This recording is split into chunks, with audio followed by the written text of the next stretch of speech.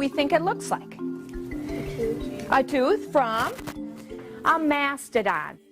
I was just so excited that I just had to write up my grants, and was lucky and received funding to purchase these. And it's such a fun thing to put in the kid's hand, and seeing those eyes just grow when they hold this great big mammoth tooth. And then we research it and talk about what the earth was like during that time frame, and they get to study and research and present that to the class, and they're just so excited.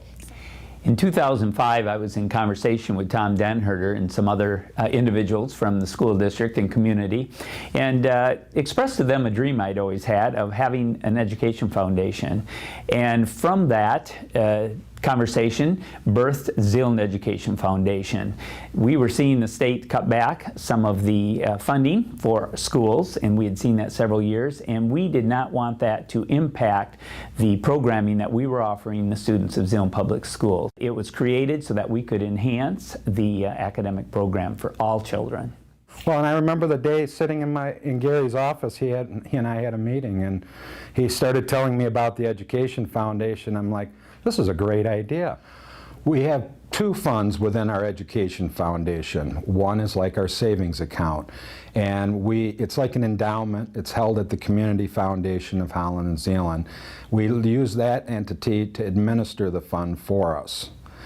Our goal is to build that fund and then be able to take the interest from that fund and use it in our direct impact fund, which is for the better term, our checking account.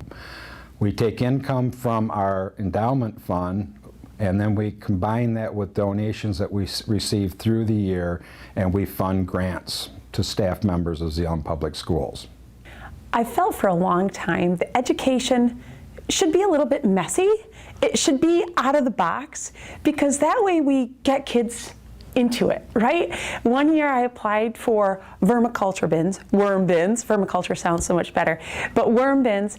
And so all the 6th grade science teachers at our building got into it. We all had our worm bins, and the kids got to pull the worms out of the bag, out of the box when they came. They got to watch them. We fed them every day. We talked about an abiotic versus a biotic environment, and it was messy. But the learning that happened was so exciting, and it wasn't something that I'm going to test, probably, right?